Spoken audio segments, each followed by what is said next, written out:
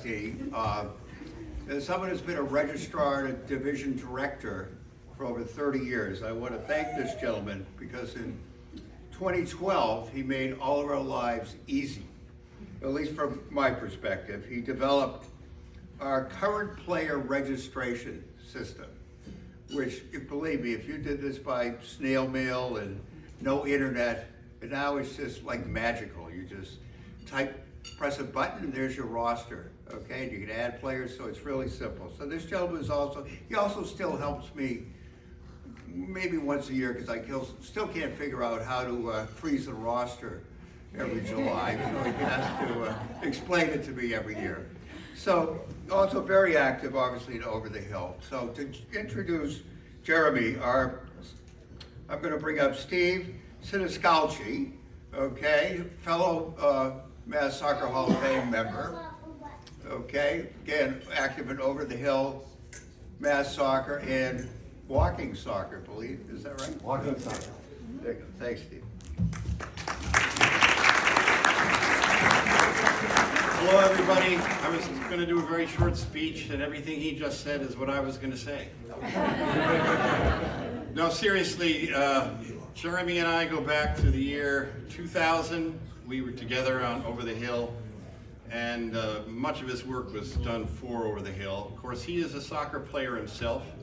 He played as a young man. He played when he got into his 30s. He moved here to Massachusetts. He's a Connecticut guy originally, I think, from Storrs, Connecticut. And he didn't go to the University of Connecticut, so there you go.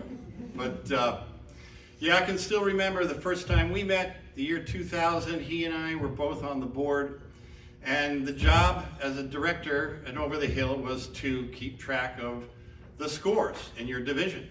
Of course, back then, how did we do that? Well, I had a list of all the games and all the teams.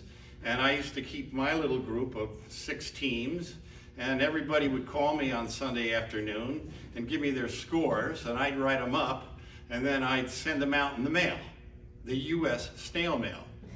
Well, one day at one of the meetings, I'm looking over Jeremy's shoulder, and he's got this list, and it looks like his division is all printed out from the internet. And I said, well, what is this? He says, oh, well, I put all the data, I created a website. A website. What is a website? You know? And so he showed it to me, and he said, yeah, the guys I've got it set up. They just dial into the website. It's all free, and they put the scores in, and everything's up there, and everybody can see it. I said, well, hey, can I do that with my division?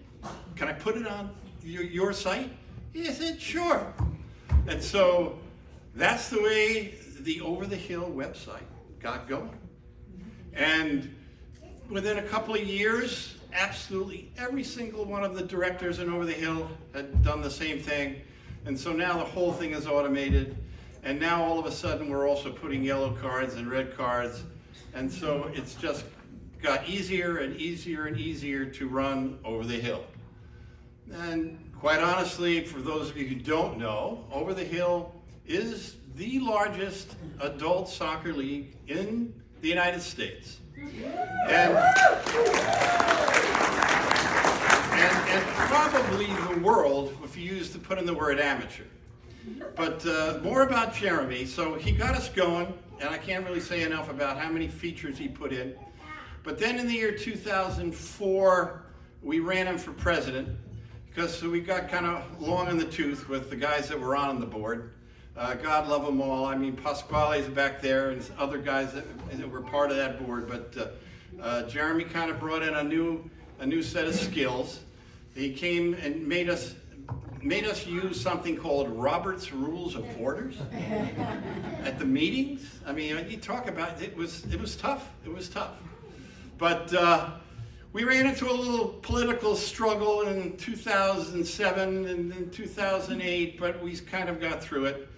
But his next big step, quite honestly, and it really affected all of the people here, including, you know, Peter talking about it, is that we had a meeting of Mass Soccer, and I can still remember this meeting, and I'll just give you the details of it. It was as quickly as I can. Cesar, who's not here tonight, right? No. Yeah, Cesar Wasecki, he wanted to have automated registration. We didn't have that. It was all done by hand by the different leagues. They were all keeping it in their own spreadsheets. So he brought in this company called Curio. Curio? Curio. I thought that'd be, I can't remember. Yeah, and this guy came in and did this big fancy presentation and slides, and he showed us all these different things that they were going to do and all the features of registering the players.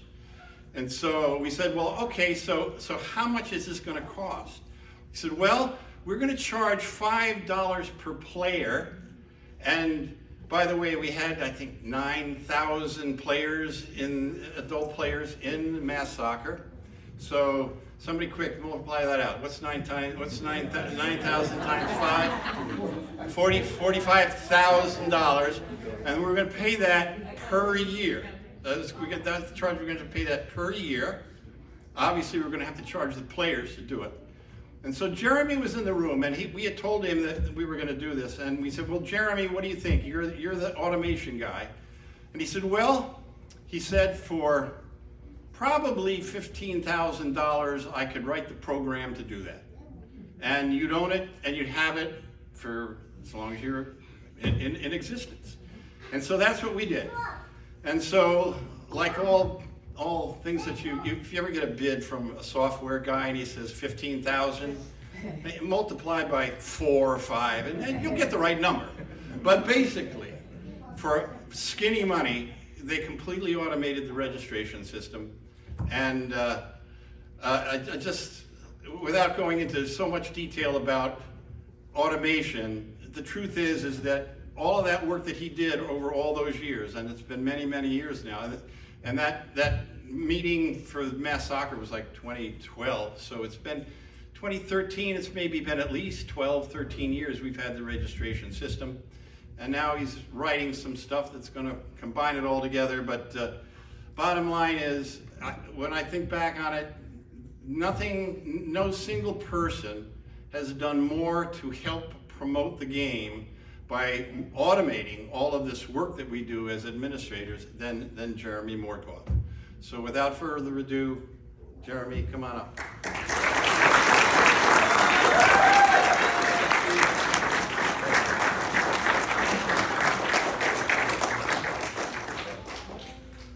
Thanks, everyone. Thanks, Steve. I'll be brief, I hope. I wouldn't be standing here today without the support of a lot of people over the years. First and foremost, my wife. She stood by me for 34 years. I've been involved with the league. She's been my biggest fan. Over the first 15 years of my career, she hardly ever missed a game. I don't think there's many players in Over the Hill that can say that. So thank you, Ann.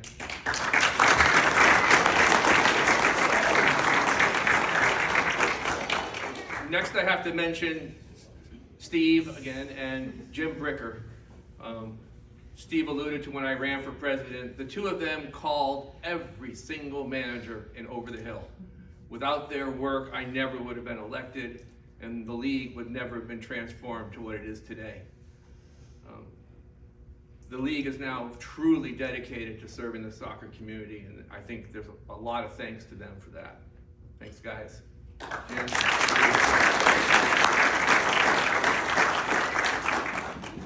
In soccer, you learn more about your friends when you lose than when you win. When you win a game, it's easy to celebrate with your buddies afterwards, but it's after a loss when you find out when your friends come around and help lift you up afterwards. So when I was forced out of soccer, it was my friends who rallied around me and helped exonerate me. Many of them are here tonight, and I'll probably miss one or two. I'll try to mention as many as I remember. Steve Moniak, Richie Monarch, he's not here. Harold Solomon, may you rest in peace. Rob Morrison, Steve Bigley, Chris Poole, Julian Dunlop, John Utter, wherever you are, and Steve Siniscalchi again. They all were part of what we called Managers United, and that resulted in my reinstatement to soccer, and I could never thank them enough.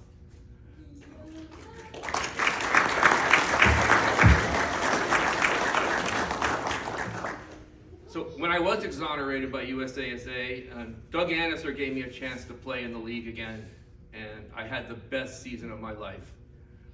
And I will always be grateful for him and for the team he put together that truly epitomized sportsmanship and camaraderie. And one of the side benefits of getting invited to this tonight is I made the drive up from New Jersey, and I got to see my old friends play this morning. It was a wonderful time. I really again thank him. And finally, I'd like to thank all the league presidents and administrators who supported me in building the website. The trust they put in me was very uplifting. You know, to have somebody come and tell you, we trust you, just go build it. It's very freeing, and it made building the website a joy. So I'd like to call out Cesar, Jim Buzza, Andy, Eric, and Debbie and Liz. They've all been absolutely wonderful to work with. Couldn't have asked for better bosses.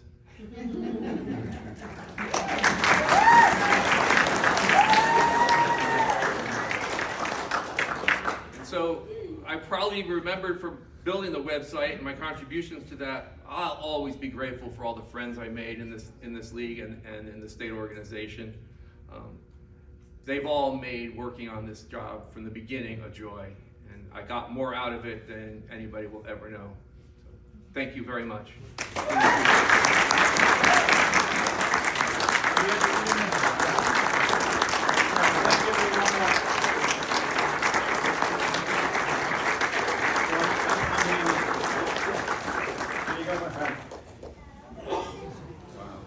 Thank you. No picture?